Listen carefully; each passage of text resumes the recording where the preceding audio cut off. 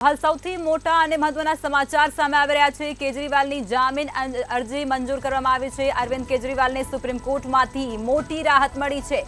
ત્યારે 1 જૂન સુધી જામીન આપવામાં આવ્યા છે અરવિંદ કેજરીવાલને। આ સૌથી મોટા સમાચાર અત્યારે મળી રહ્યા છે। ફાઇનલી જેલમાંથી બહાર આવશે અરવિંદ કેજરીવાલ। અરવિંદ કેજરીવાલને મોટી રાહત મળી છે। 1 જૂન સુધી વચગાળાના જામીન અરવિંદ કેજરીવાલના મંજૂર થઈ ચૂક્યા છે। 40 દિવસ જેલમાં રહ્યા છે દિલ્હીના સીએમ અરવિંદ કેજરીવાલ અને હવે તેઓની જે અરજી છે તે મંજૂર થઈ ચૂકી છે। તો અરવિંદ કેજરીવાલને સુપ્રીમ કોર્ટમાંથી મોટી રાહત મળી છે। આ સૌથી મોટા સમાચાર અત્યારે સામે આવી રહ્યા છે, જેમાં 1 જૂન સુધી જામીન અરવિંદ કેજરીવાલને આપવામાં આવી ચૂક્યા છે। તો ફાઇનલી જેલમાંથી અરવિંદ કેજરીવાલ છે તેઓ બહાર આવશે। દિલ્હીના સીએમ છેલ્લા 4 મહિનાથી હતા જેલની અંદર, ત્યારે હવે તેઓને વચગાળાના જામીન મળ્યા છે અને 1 જૂન સુધી વચગાળાના જામીન છે તે મંજૂર થઈ ચૂક્યા છે। દિલ્હીથી આ સૌથી મોટા સમાચાર અત્યારે મળી રહ્યા છે, જેમાં અરવિંદ કેજરીવાલને જામીન અરજી જે કરી હતી તે હવે સુપ્રીમ કોર્ટે સ્વીકારી લીધી છે। હવે ચૂંટણી માટે પ્રચાર પણ તેઓ કરી શકશે તેવું પણ જાણવા મળી રહ્યું છે। તો આ સૌથી મોટા સમાચાર કહી શકાય છે જે સામે આવી રહ્યા છે। ફાઇનલી જેલમાંથી અરવિંદ કેજરીવાલ જેઓ દિલ્હીના સીએમ છે તેઓ હવે બહાર આવશે। 1 જૂન સુધી વચગાળાના જામીન છે તેઓના તે મંજૂર થઈ ચૂક્યા છે। મોટી રાહત મળી છે। 40 દિવસ જેલમાં રહ્યા બાદ હવે તેઓની જે જામીનની અરજી છે તે મંજૂર થઈ ચૂકી છે। મોટી રાહત તેઓને મળી છે। તો અરવિંદ કેજરીવાલને સુપ્રીમ કોર્ટમાંથી મોટી રાહત મળી હોવાની માહિતી અત્યારે સામે આવી રહી છે। તો આજ મુદ્દે વધુ વિગતો સાથે અમારા સંવાદદાતા મેહુલ દુધરેજિયા ન્યૂઝરૂમથી લાઈવ જોડાઈ ચૂક્યા છે। મેહુલ, હવે ફાઇનલી જેલમાંથી બહાર આવશે અરવિંદ કેજરીવાલ અને જામીન અરજી છે તે મંજૂર થઈ ચૂકી છે। મોટી રાહત મળી છે અરવિંદ કેજરીવાલને, શું છે માહિતી? આજે સૌથી મોટા સમાચાર અને ખાસ કરીને આમ આદમી પાર્ટીના જે કાર્યકર્તાઓ છે તેમાં ખુશીનો માહોલ જોવા મળે છે કે 40 દિવસ બાદ અરવિંદ કેજરીવાલને અંતે જામીન મળ્યા છે અને વચગાળાના જામીન છે તે સુપ્રીમ કોર્ટમાંથી આપવામાં આવ્યા છે। 1 જૂન સુધીના જે વચગાળાના જામીન છે તે આપવામાં આવ્યા છે। સાથે સાથે એક તરફ જ્યારે દેશની અંદર ચૂંટણી ચાલી રહી છે અને દરમિયાન જ જે લિકર પોલિસી કેસ જે છે તે કેસને લઈને જે કેસ સુપ્રીમ કોર્ટની અંદર ચાલી રહ્યો હતો, આ દરમિયાન વકીલો છે તેની વચ્ચે આ મામલે વારંવાર જે દલીલો પણ થઈ ચૂકી હતી, પરંતુ તેમને જામીન મળતા ન હતા। પરંતુ હવે આજે જે સુપ્રીમ કોર્ટે છે તેમને વચગાળાના જામીન આપ્યા છે। એટલે અરવિંદ કેજરીવાલ છે છેલ્લા 40 દિવસથી જે દિલ્હીની જેલમાં હતા હવે તેઓ જેલની બહાર આવી શકશે। સાથે દલીલોની અંદર કહેવામાં આવ્યું છે કે અરવિંદ કેજરીવાલ છે તે પોતે ચૂંટણી લડી નથી રહ્યા, પરંતુ દિલ્હીના મુખ્યમંત્રી છે અને સાથે તેઓ પાર્ટીના પ્રચારક પણ છે। તો આ માટે તેને જામીન આપવામાં આવે તેને ધ્યાનમાં રાખીને ગઈકાલે પણ ઘણી બધી દલીલો થઈ હતી। આજે લંચ ટાઈમ પહેલાં આજે દલીલો છે તે પૂર્ણ કરી દેવામાં આવીને સુપ્રીમ કોર્ટે જે સંજીવ ખન્નાની જે બેન્ચ રહેલી છે તેના દ્વારા કહેવામાં આવ્યું છે કે આ જે નિર્ણય જે છે તે વચગાળાનો જામીન આપવાનો નિર્ણય છે તે લેવામાં આવ્યો છે। એટલે કે હવે એક રાહતના સમાચાર આમ આદમી પાર્ટી અને અરવિંદ કેજરીવાલ માટે છે કે 1 જૂન સુધી તેઓને વચગાળાના જામીન મળી ચૂક્યા છે। એટલે કે હવે તેઓ બહાર આવી શકશે જેલની અંદર। 40 દિવસથી અત્યાર સુધી જે દિલ્હીની સરકાર છે તેમના પત્ની સુનીતા છે તે ચલાવી રહ્યા હતા અને સાથે તમામ જે મેસેજ જે પાસ થઈ રહ્યા હતા તે પણ સુનીતા દ્વારા જ કરવામાં આવી રહ્યા હતા। સાથે જ જે પ્રમાણે આમ આદમી પાર્ટીના જે અલગ અલગ જગ્યાઓ પર પ્રચારની અંદર પણ સુનીતા કેજરીવાલ છે તેઓ જઈ રહ્યા હતા અને હવે આટલા દિવસ બાદ અરવિંદ કેજરીવાલ છે તે આમ આદમી પાર્ટીની બાગડોર સંભાળશે, દિલ્હીના મુખ્યમંત્રી તરીકે રહેશે। પરંતુ જે કેસ જે છે તે હજી શરૂ છે, તેની અંદર પણ દલીલો થવાની છે અને વચગાળા જામીન છે તેમાં પણ ઘણી બધી શરતો જે રાખવામાં આવી છે તેને ધ્યાનમાં રાખીને વચગાળા જામીન છે તે 1 જૂન સુધીના આપવામાં આવ્યા છે। જી મેહુલ, લિકર પોલિસી કેસમાં આપના અનેક નેતાઓ હજુ પણ જેલમાં છે, ત્યારે વારંવાર આ મુદ્દે રાજકીય પક્ષોમાં પણ આક્ષેપ અને પ્રત્યાક્ષેપ થતા હોય છે અને આ વખતની જે લોકસભાની ચૂંટણી છે તેમાં આ મુદ્દો છે તે મુખ્ય પણ રહ્યો હતો, શું કહેશો?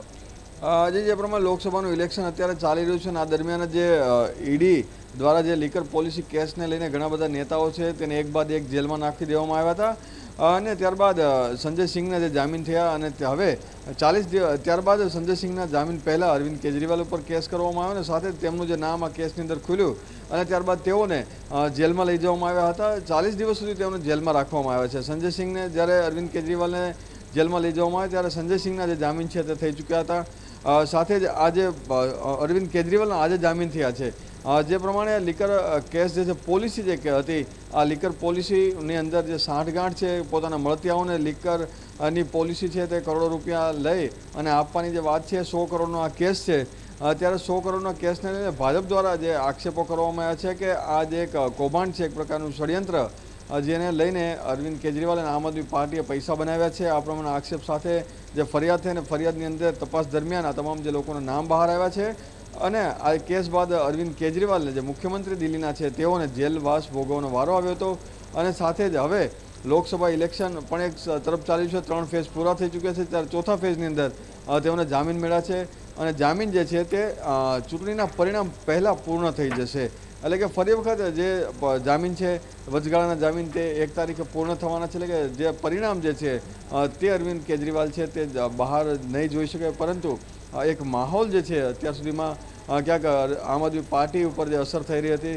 તેની સામે એક થોડોક આશા જે છે તે કેજરીવાલની જે બહાર આવતાની સાથે જ વધારે દેખાઈ રહી છે સાથે જ જે ઇન્ડિયન જે ગઠબંધન જે બંધાયેલું છે કોંગ્રેસને સમર્થન જે આમ આદમી પાર્ટી દ્વારા પણ આપવામાં આવ્યું છે તો તેના પણ જે ઉમેદવારો છે તેમાં પણ એક અત્યારે જોશ અને ખુશી જોવા મળી રહી છે લખમાં જી મેહુલ, અરવિંદ કેજરીવાલ હવે જેલમાંથી બહાર આવી ચૂક્યા છે ત્યારે આમ આદમી પાર્ટી અને ઇન્ડિયા ગઠબંધનના જે નેતાઓ છે તેમાં હવે પ્રચારને લઈને કેવા પ્રકારનો ઉત્સાહ જોવા મળશે? લોકસભાની ચૂંટણી છે તેના પર કેવો પ્રભાવ પડશે?